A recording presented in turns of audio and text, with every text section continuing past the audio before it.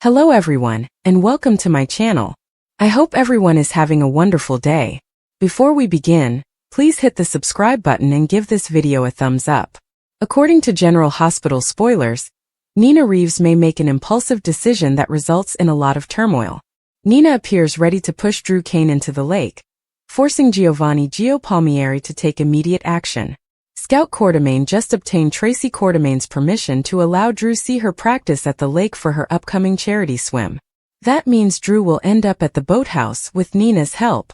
The preview video for the week of July 20th to 24th on GH depicts Drew tormenting Nina with terrible news and revealing his ability to speak. Drew has quietly regained some movement as well, but he clearly cannot move well enough to swim his way out of what comes next. In a June interview with SOD, GH head writers Elizabeth Corte and Chris Van Etten revealed some fascinating insights.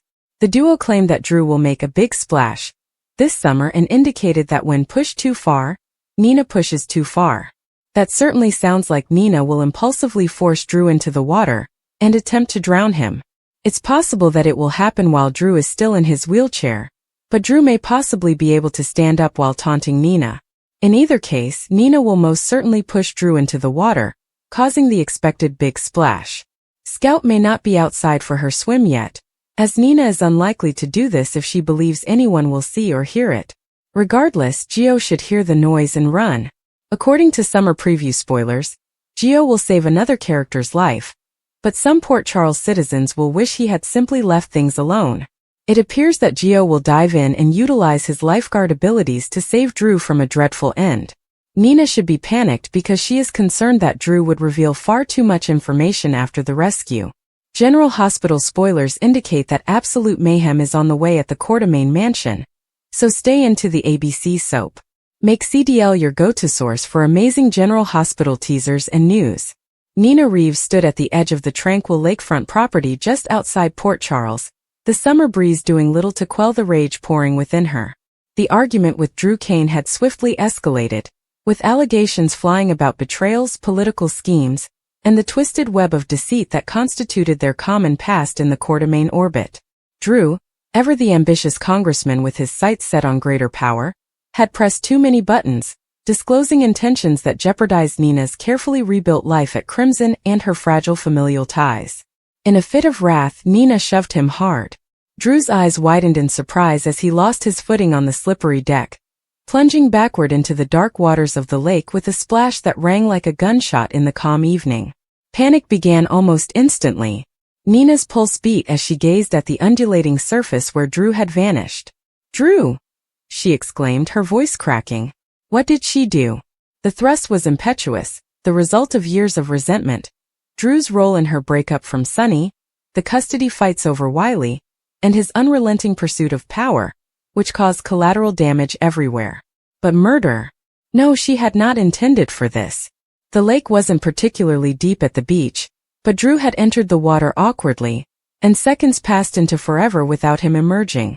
Gio Palmieri had gone out for an evening run along a nearby route, his earbuds blasting music, when he noticed the disturbance. The young musician and aspiring hero dropped everything and dashed to the dock. Gio, with his athletic body refined through years of athletics, and an intuitive sense of responsibility acquired from his falconry family, did not hesitate. He pulled off his shoes and jumped into the lake, using forceful strokes to hunt for Drew. Nina raced quickly on the pier, her high heels clicking on the wood, her hands grasping her phone but hesitant to call for assistance. Calling 911 entailed explanations, police participation, and another scandal that may jeopardize her job at Aurora or her reconciliation efforts with Willow. "Come on," she said, staring into the darker ocean. Guilt combined with self-preservation, she had panicked and acted without thinking, a habit that had followed her since her days as a schemer in Port Charles. Drew fought underwater, disoriented by the icy shock. His head had clipped something on the way down, causing dizziness as he struggled to orient himself. Bubbles fled his lungs as he kicked upward, only to be dragged by a current.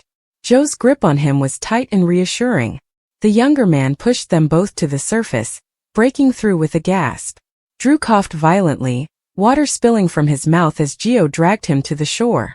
Nina came over, her face pallid with relief and anxiety. Drew. Oh my God, are you okay? She knelt next to him, her hands hovering uncertainly. Gio, soaked and breathing heavily, checked Drew's vital signs with surprising skill, recalling basic first aid from his training.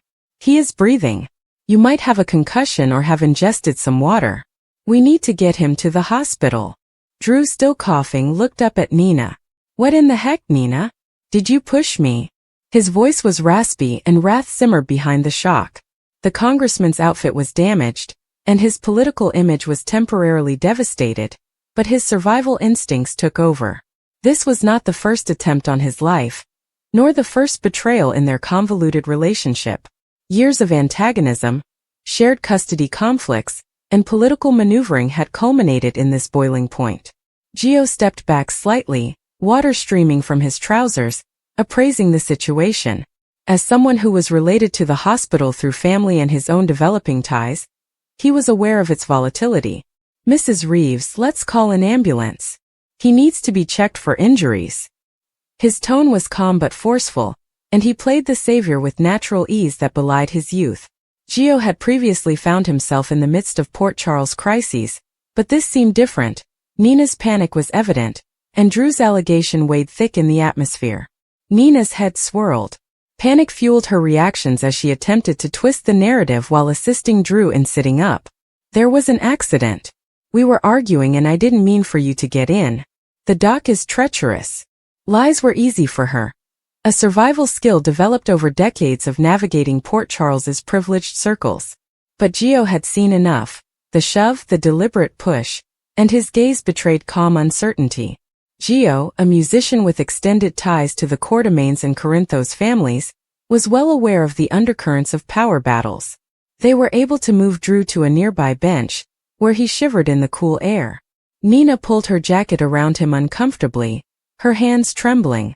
Internally, she calculated the harm. If this leaked, it might energize Drew's political opponents or offer Sonny fodder in their continuing feud. Willow would be distraught if she discovered her mother's instability again. The panic grew when sirens sounded in the distance. Gio had called for help despite Nina's protests. The ER at General Hospital was alive with activity as the trio arrived. Drew was swiftly checked by Portia Robinson and her team. Slight concussion, bruises, and water inhalation, but otherwise stable. Lucas Jones, who was on duty, took Gio away for details while casting anxious glances at Nina. You did well, youngster. Gio bowed meekly, downplaying his part as adrenaline flowed through him. Playing rescuer had drawn him deeper into the Spencer Corinthos Quartermaine web, a place where heroes frequently paid a price.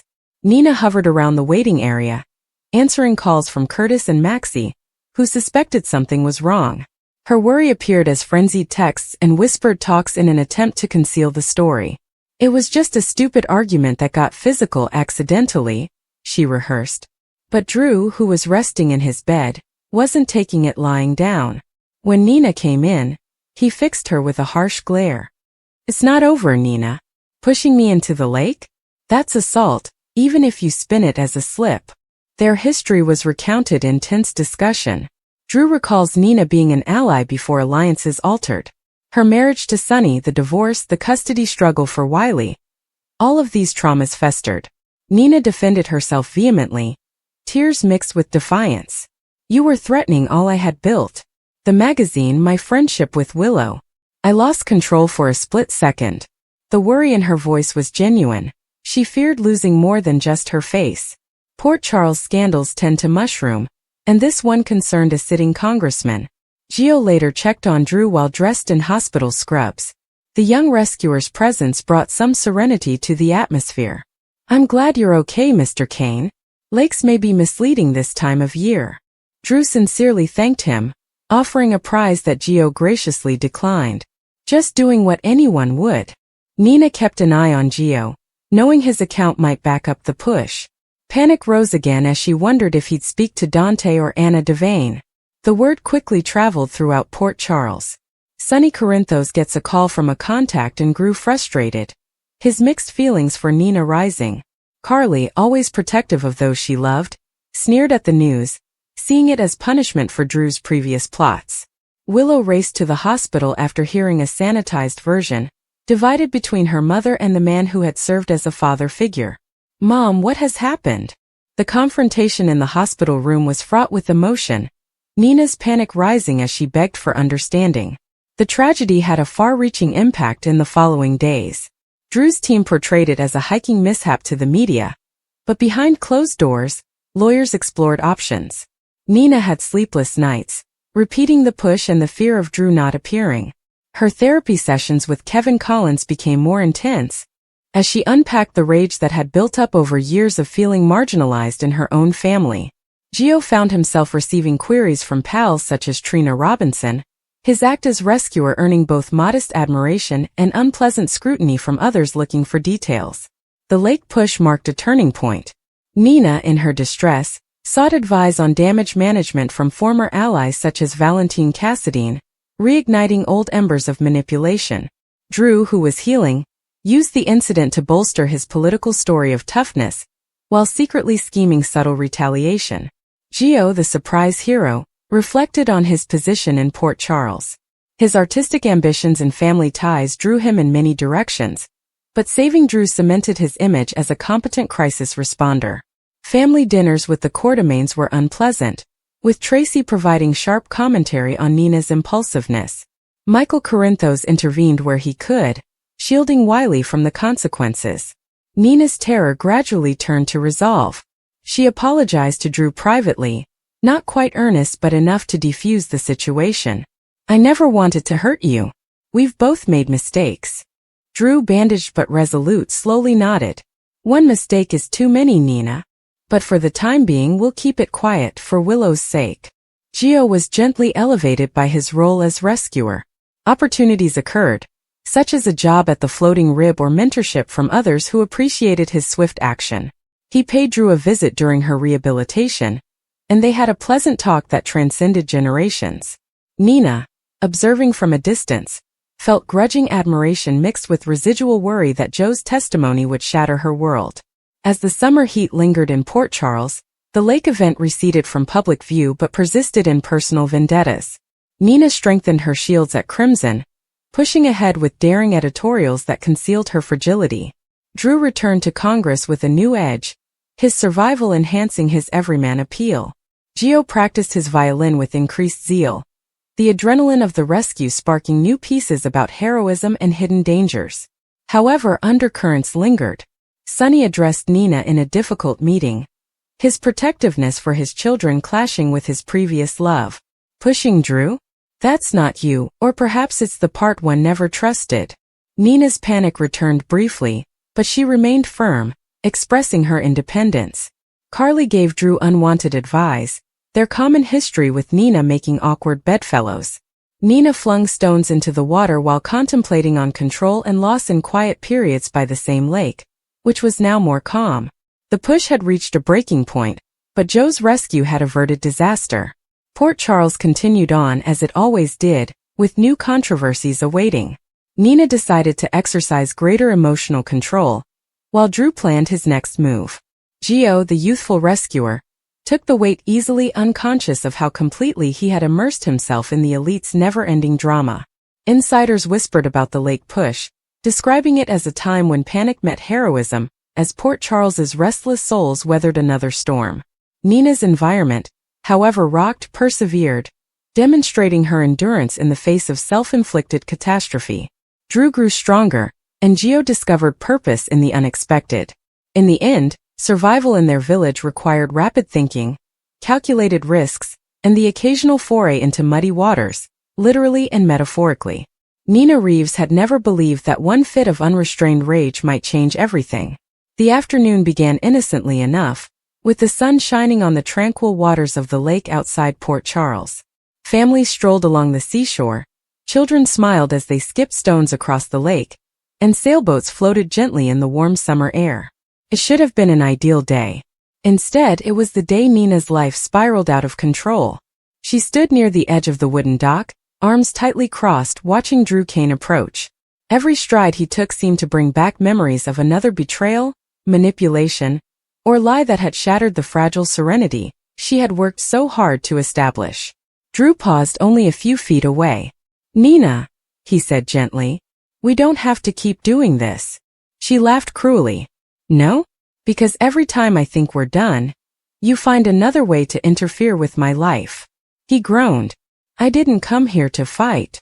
But that's exactly what happens whenever you're around. Several others around looked at them before continuing on their way. Neither noticed the curious eyes that followed the quarrel. Drew dropped his voice. Willow deserves better than this. The mention of Willow sent Nina off. You don't get to lecture me about my daughter. I'm trying to stop you from making another mistake. She went closer. You've already destroyed enough. His expression tightened. I did not destroy anything. You made your own decisions. The comments fell like a slap. Years of regret returned. Keeping secrets, losing Willow, battling for forgiveness, and witnessing relationships fall one after another. You think you're so perfect, Nina remarked. I never said that. You always act like you're the hero. I'm trying to help. No. But her conscience spoke out louder than her dread. We argued. The officer waited. And her voice broke. I pushed him. The audience became silent. Even Gio glanced at her in bewilderment. You pushed him into the lake? I didn't think. You intentionally pushed him? I wasn't trying to hurt him. The officer's gaze turned serious. I'm going to need you to stay here. Nina nodded numbly. The ambulance doors closed. Drew remained unconscious while paramedics prepared to take him. Gio stood nearby, wrapped in a heated blanket. His garments dripped lake water on the pavement. The paramedic smiled. You're lucky you acted so quickly. I just did what anyone would have done. The medic shook his head. Not everyone jumps into deep water without thinking. Gio looked at the ambulance. I just hope he's okay. Meanwhile, Nina stood alone. Nobody approached her. Nobody comforted her. She did not deserve it. Every memory was replayed continuously. She shoved. Drew is falling backward. The splash. The silence. What if Gio hadn't been present? The thought nearly caused her to collapse. Doctors from General Hospital took Drew to the emergency department. Monica Quartermain arrived first, having received the frantic phone call. What happened? A nurse asked. Near drowning. Her face paled. Minutes later, Willow hurried through the hospital entrance. Carly called. She recognized Monica immediately. Is Drew okay? Willow inquired. They're still examining him. What happened? Monica paused. There was an argument. With who? Before she could respond, a police officer entered the waiting area. He approached silently. Family? Monica asked, nodding. I'm afraid this wasn't an accident. Willow looked perplexed. What do you mean? There was physical contact before Mr. Kane entered the lake. Willow frowned. Who? The officer inquired cautiously. Nina Reeves. Everything ceased. Willow stared blankly. No. I'm sorry. That's impossible. The witnesses are still giving statements. Willow sat down gently. Tears welled up immediately. My mother? Asked the officer, who nodded. She admitted to pushing him. Willow covered her face. Across town, Nina sat alone at the police station. No handcuffs. No interrogation room. Just silence. She replayed every second. If only she had walked away. If only she had ignored Drew. If only. The door opened. Her attorney entered. Nina. She looked up. I ruined everything. We'll discuss the facts. There aren't any facts to discuss. She buried her face in her hands. I pushed him. Hours passed. Doctors eventually emerged from Drew's room. Monica and Willow instantly stood up. He's stable. With relief, both women breathed. He inhaled a significant amount of water, but thanks to the prompt rescue, we anticipate a full recovery, Monica said in a thankful whisper. Willow said gently, Who rescued him? The doctor smiled. Young man named Gio. She closed her eyes. He saved Drew's life. The following morning, Port Charles was filled with rumors. Everyone has heard a variation of the story. Some thought Drew slipped by mistake. Others insisted that Nina attacked him. Most people agreed on just one thing. Without Gio, the conclusion would have been disastrous. Reporters gathered outside the General Hospital. Television cameras lined the entryway. Questions travel faster than answers. Drew opened his eyes slowly in his room. Monica grinned in relief. "Welcome back." His voice was shaky. "What happened? You nearly drowned." Fragments returned. The argument.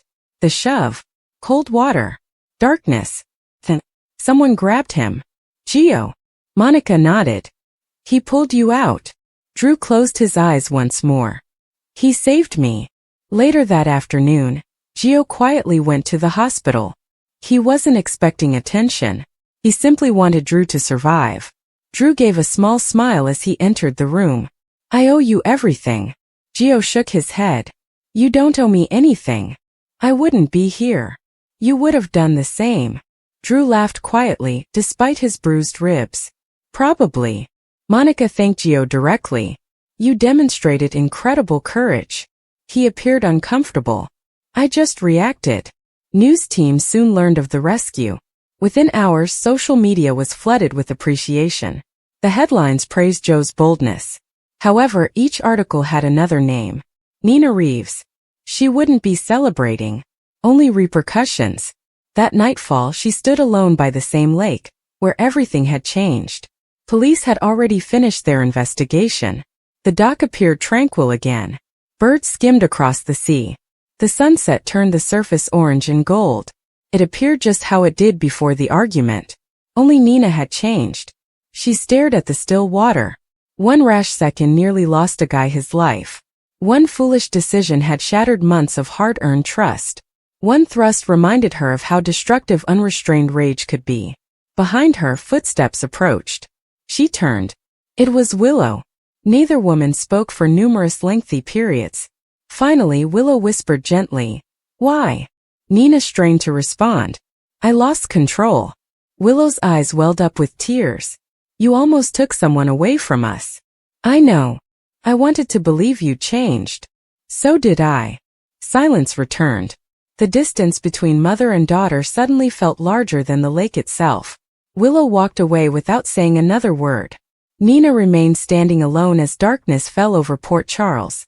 Far over the lake, lights bounced gently against the surface where Drew had nearly vanished forever. Those waves had long disappeared. However, the effects of that single shove were only beginning.